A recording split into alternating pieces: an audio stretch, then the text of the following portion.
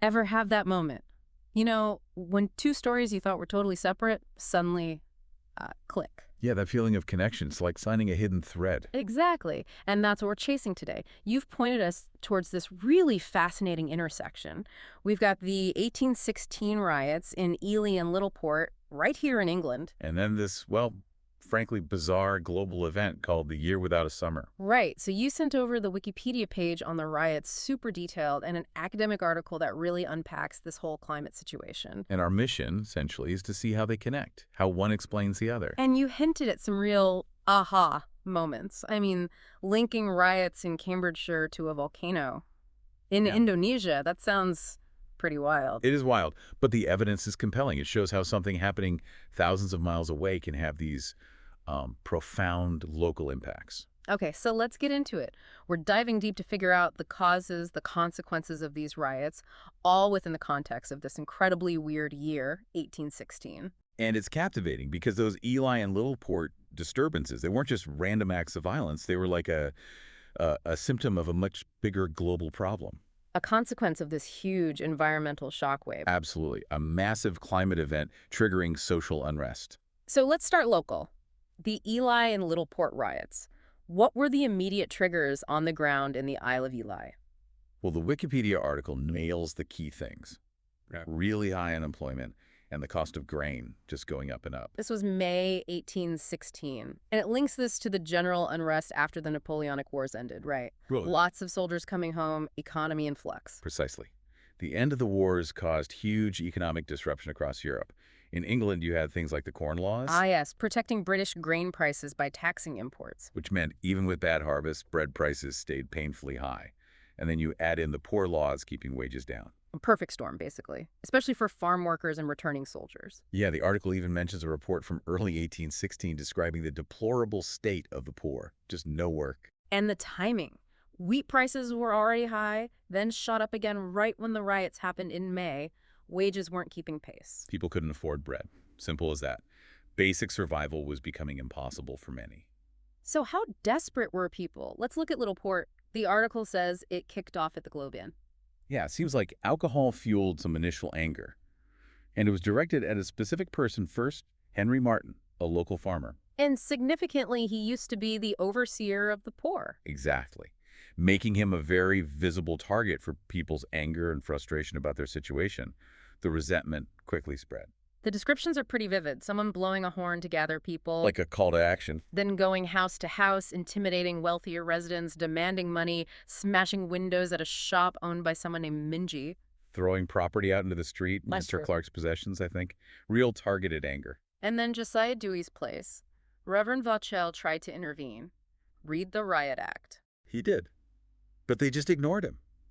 Shows how volatile things were. They were past listening to authority figures at that point. It feels like a community really pushed over the edge. And the targets weren't random. Martin, the former overseer, he'd be seen as part of the system causing their suffering. Even the vandalism.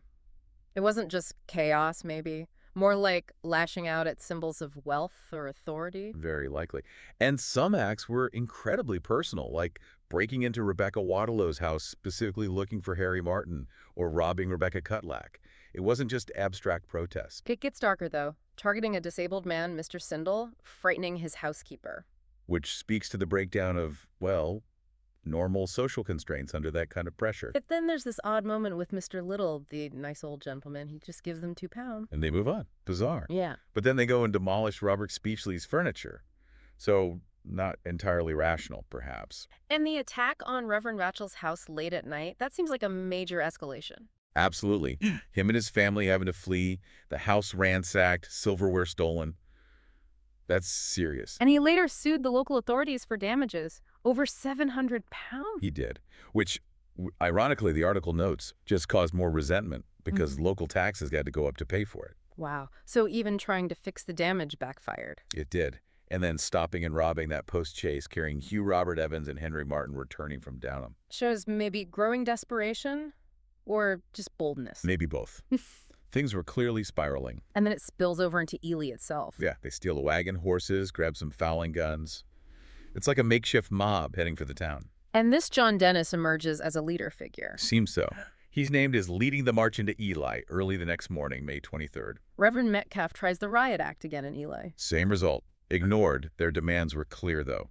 Very focused on economics. The price of a stone of flour per day and a living wage. It's incredibly direct. Absolutely. It cuts right to the core issue: survival. So they negotiate at the White Hart pub with magistrates Metcalf, Ward, and Law. And the magistrates tried to de-escalate. They offered some relief, 2 shillings per head per week for poor families. And ordered farmers to pay 2 shillings a day as a wage. The crowd initially seemed happy with that, apparently cheered.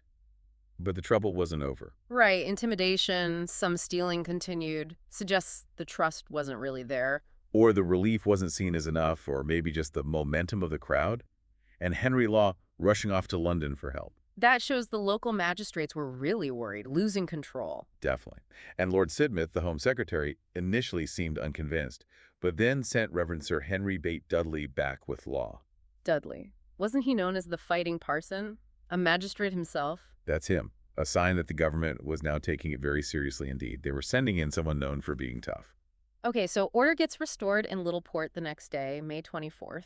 But it sounds pretty forceful. Very. First, 18 Royal Dragoons arrived from Bury. Then the larger force, led by Dudley, with a Bow Street runner, like an early detective, plus yeomanry and militia. A significant show of force. And there's a confrontation at the George and Dragon. Yes. A trooper, Wallace, gets injured. Shot from a window by someone named Thomas South. So the rioters were armed? Somewhere. With those fowling guns, at least. The troops forced them out, and then tragedy. Thomas Sindel. Any relation to the disabled Mr. Sindel targeted earlier? The article suggests possibly. He apparently tried to grab a musket from a soldier, ran, and was shot dead. A very stark message. Absolutely. And then the arrests began, rounding up the rioters. More troops arrived later, sent by Sidmouth. So the government response was massive by this point. Unmistakably. They even hunted down people who were hiding. The one guy, William Gotobed, apparently got away and wasn't caught for years. And the unrest wasn't just Littleport and Ely, it spread. Yeah, to places like Little Downham nearby. It shows the underlying issues were widespread in the area. Okay, then the trial. This sounds like a major event in itself. It was. A special commission was appointed, with High Court judges Abbott and Burrow, that bypassed the Bishop of Ely's usual court. Signaling how serious the government viewed it. Definitely. Edward Christian, the Chief Justice of the Isle of Ely, was there too. The trial started the week of June 17th. And the tone was set early. Dudley's sermon. The law is not made for a righteous man, but for the lawless and disobedient. Very harsh. The judge's opening remarks also emphasize the daring acts of outrage and the need for an awful lesson. So sending a strong message was a key objective. Clearly. The trial itself went on from Tuesday to Friday, covering specific charges: burglary, robbery, stealing from houses, vigils, deweys, Waterloos. Lots of witness testimony, I imagine. Yes. And there was that initial acquittal because of a mistake in the indictment about who owned Rebecca Waterloo's house. Shows the legal process was followed, but the overall outcome was severe. extremely. Saturday, June 22nd, the sentences. Some acquitted, some discharged or bailed, but 23 men and 1 woman were condemned to death. 24 people sentenced to hang. Initially, yes, though most sentences were commuted, but it shows the severity. They applied the principle of mob guilt. Being part of the riot was enough, even without direct violence in some cases. What did commutation mean? Transportation. For many, yes. Penal transportation, mostly to New South Wales. The article mentions the ship Sir William Bensley. Others got imprisonment. But 5 were actually executed. 5 men. William Bemis Sr., George Crowe, John Dennis, the one who led the march to Ely, Yeah. Isaac Harley Jr., and Thomas South, the younger, the one who shot the trooper. The article lists their specific crimes and villages. Bringing it right down to the individual level. Such a grim outcome. And the execution itself, Friday, June 28th, was made into a public spectacle. Deliberately. Oh, absolutely. Driven from Ely jail in a cart draped in black, taken to the gallows at Parnell Pits, hanged publicly. As a warning. Exactly. They were buried in St. Mary's Churchyard in Ely, and a memorial plaque was put up specifically to deter others. And you mentioned 83 executions across England that year. Yes, the article notes that figure.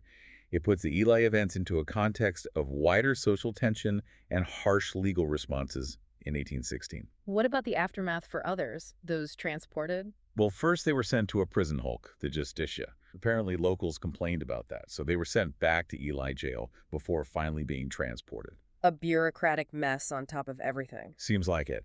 And interestingly, Lieutenant Colonel William Sorrell sailed on that same ship, so Sir William Bensley, to become Lieutenant Governor of Van Diemen's Land. Small world. And Reverend Adeshel. Remained vicar on paper until he died, but he never lived in Littleport again. The trauma, the resentment, it left deep scars. And the article links all this to later laws. The Vagrancy Act, the Metropolitan Police Act. Yeah, suggesting these kinds of local uprisings contributed to the push for more centralized policing and ways to control social unrest in Britain, a long-term consequence. Okay, so that's the local story. Intense, tragic, fueled by desperation. Now let's connect it to the global picture. The year without a summer. Right. This is where the academic article really opens things up. It explains this period, roughly 1816 to 1818, of severe global climate weirdness. Caused by Mount Tambora. The eruption of Mount Tambora in Indonesia, April 1815. And this wasn't just any eruption, it was colossal. VEI 7. Volcanic Explosivity Index 7. That's huge, isn't it? Massive. The largest eruption in at least 1,300 years, the article says. It blasted enormous amounts of ash and sulfur dioxide gas way up into the stratosphere, How high are we talking? up to 43 kilometers. And these gases formed sulfate aerosols, creating this kind of veil, a sun-blocking haze that spread around the globe. So less sunlight reached the Earth. Exactly, leading to a noticeable drop in global average temperatures. The article estimates between zero point 0.4 and 0.7 degrees Celsius, or zero point 0.7 to 1 degree Fahrenheit. Doesn't sound like a huge amount, but I guess it makes a difference. A big difference, especially because it happened during what was already a cooler period, the Little Ice Age, and a time of low solar activity called the Dalton Minimum. Tambora just tipped things over the edge. Okay, so a colder planet. What did that actually do? Widespread catastrophic effects. Crop failures across the Northern Hemisphere, Europe, North America, Asia. This led to major food shortages. The article called it the last great subsistence crisis in the Western world. That's a powerful statement. It really was. Famine became a real threat. And with famine came disease outbreaks of cholera and typhus are mentioned. And social unrest. Absolutely. Civil unrest, food riots like the ones we've just discussed, a real fear of revolution spreading across Europe. People were starving and desperate. Those nicknames tell the story. 1800 and froze to death in New England. And the year of the beggar in Germany. Grim. What was it like in New England? Persistent dry fog, weirdly reddish sunlight, frosts and freezes right through the summer months, June, July, August. Crops just failed. Corn was devastated, up to 90% losses in some areas. 90%. Wow. No wonder people started moving west. Exactly. It triggered significant migration. The article also mentions odd things like it being a mackerel year because other fish stocks declined. And Europe. We know Britain and Ireland had failed harvests. Coldest summer on record, rising food prices, violent riots not just in Ely but elsewhere too. Typhus epidemics flared up. Some places even reported brown or red snow falling. Red snow. What caused that? Dust in the atmosphere? Presumably volcanic dust or aerosols interacted with the weather systems. And it wasn't just Europe and North America. Asia, too. Yes. Disrupted monsoons in China led to floods, frost, famine, even triggering rebellion.